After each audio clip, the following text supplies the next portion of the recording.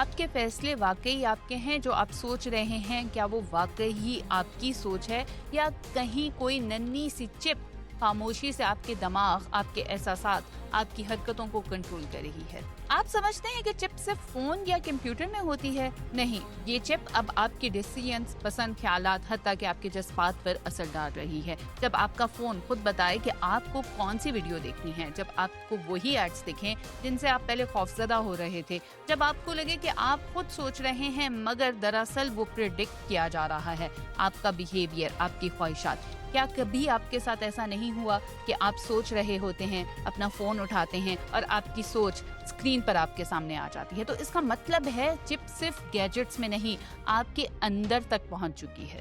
سوچنا یہ ہے کہ یہ سلیکون کی چھوٹی سی مائکرو چپ آپ کو کیسے کنٹرول کر رہی ہے، جس میں لگے ہوتے ہیں اربوں ٹرانزسٹرز۔ لیکن یہ صرف سگنلز کو پاس نہیں کر رہی، یہ آپ کی زندگی کے ہر ایلیمنٹ کو آبزرو کر رہی ہے۔ آپ کب جاگتے ہیں، کس پر ہنستے ہیں، کس رنگ کو پسند کرتے ہیں، کس بات سے اپسٹ ہوتے ہیں۔ یہ چپ اب صرف پرفارمنس نہیں دیتی، یہ پریڈکشن اور مینوپولیشن بھی کر رہی ہے۔ یہ صرف ٹیکنالوجی نہیں، یہ بن چکی ہے مائنڈ کنٹرولنگ سسٹم۔ دنیا میں صرف 3 ایسی طاقتیں ہیں جو اس چپ کو بناتی ہیں۔ TSMC تائیوان، جو کہ ایپل اور نویڈیا کے لیے چپس بناتی ہے۔ سیمسنگ ساؤتھ کوریا میں اپنے کسٹمرز کے لیے چپ بنا رہا ہے۔ اور تیسری اور سب سے زیادہ خطرناک جاننے والی چپ ہے SMIC، یہ بن رہی ہے چین میں۔ SMIC ایک ایسی کمپنی ہے جو اپنا فون یا برانڈ نہیں بناتی، یہ صرف چپس بناتی ہے جنہیں چین کے فوجی سسٹمز، سرویلینس، AI اور سپر کمپیوٹرز میں استعمال کیا جاتا ہے۔ جب امریکہ کو SMIC سے خطرہ محسوس ہوا تو ہمیشہ کی طرح امریکہ نے لگا دی پابندیاں۔ اس نے ایسی مشینیں جو کہ SMIC چپ بنانے میں مددگار ثابت ہوتی تھیں، چین کو ایکسپورٹ کرنا بند کر دی۔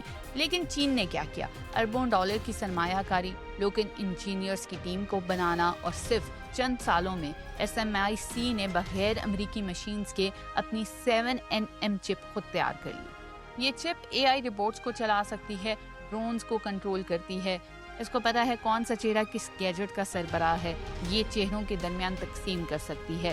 یعنی یہ صرف گیجٹ نہیں، یہ وہ انویزیبل ہاتھ ہے جو آپ کی تھنکنگ، چوائسز اور فیوچر کو سٹیر کر رہا ہے۔